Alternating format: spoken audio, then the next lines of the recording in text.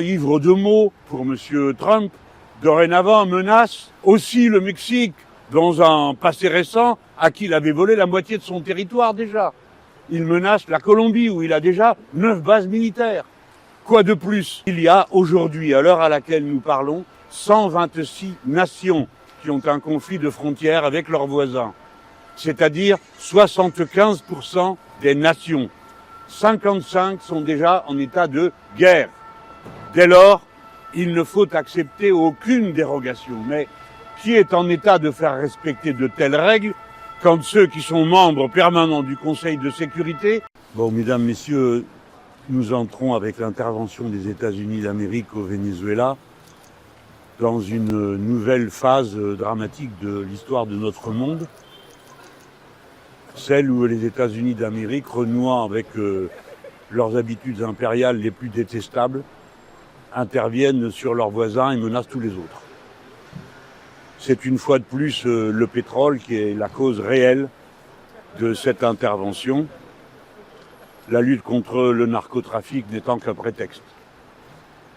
Le pétrole qui déjà a justifié tant d'interventions dans le monde, tant de dégâts, tant de morts, en Afghanistan, en Irak, et cette fois-ci au Venezuela, de sorte que, avec l'enlèvement du président Maduro et la prise de contrôle de ce pays par les États-Unis d'Amérique qui prétendent, comme on vient de l'apprendre à l'instant de la bouche même de M. Trump, il est clair que c'est une sorte de mainmise étendue qu'opèrent les États-Unis d'Amérique sur la ressource qui fonde leur puissance. Et rien d'autre. Donc, du pur impérialisme. Il est consternant de voir que dans un tel contexte, on retrouve la même indifférence au fait qu'il y aurait dans cette situation 2 poids 2 mesures. Il y aurait des bonnes et des mauvaises invasions. Le Venezuela serait une bonne invasion et celle qui a eu lieu en Ukraine, à juste titre, est une mauvaise, de la même manière que nous considérons, nous, que celle qui a eu lieu à Gaza en est une mauvaise. Non, il n'y a que des mauvaises invasions. Nous ne pouvons définitivement pas accepter, et je le dis avec toute la solennité qu'il faut donner, ce n'est pas une aventure particulière dans un recoin du monde. Le droit international est la seule garantie de paix que nous ayons. Il y a aujourd'hui, à l'heure à laquelle nous parlons, 126 nations qui ont un conflit de frontières avec leurs voisins. C'est-à-dire 75% des nations. 55 sont déjà en état de guerre. Dès lors, il ne faut accepter aucune dérogation. Mais qui est en état de faire respecter de telles règles quand ceux qui sont membres permanents du Conseil de sécurité les violent et interdisent qu'on les applique ici et là? Quelle est la situation? Alors, dans ce contexte, comme il est dommage de voir que la France ne s'exprime pas, que le président de la République française délègue à son piteux ministre des Affaires étrangères des propos confus qui ne désignent ni les responsables ni les coupables, ni disent qui il faut soutenir. La France a-t-elle une autre possibilité sur la scène internationale que d'être totalement, radicalement indépendante, c'est-à-dire non alignée? Pourquoi cet abaissement devant l'Empire? Pourquoi cette servilité européenne qui, une nouvelle fois, s'est manifestée par la bouche de la commissaire européenne aux Affaires étrangères? Tout cela est terrible. Que notre pays soit absent de cette façon est inacceptable. Il faut, sans barguigner, exiger la libération et le retour immédiat de Nicolás Maduro, libre au Venezuela. Ainsi, bien sûr, que son épouse, qui dans cette histoire est une sorte de capture que fait l'Empire pour impressionner ses adversaires. Voilà où nous en sommes. Tout cela est terrible. Les Français ne doivent pas croire que tout ceci, parce que ça se passe loin, ne les concerne pas directement. À cette heure, on peut se demander s'il existe encore un ordre international, s'il est possible de s'y référer, s'il est possible de vouloir la paix. En tout cas, dans les grands débats qui vont s'annoncer dans notre pays, la question de la paix et de la guerre ne pourra plus être traitée. avec la désinvolture avec laquelle il a été traité jusqu'à présent, et où des décisions sont prises en solitaire par un personnage non moins solitaire, qui décide de ceci, de cela, et ne tient plus compte des règles qui doivent s'imposer sur le plan international.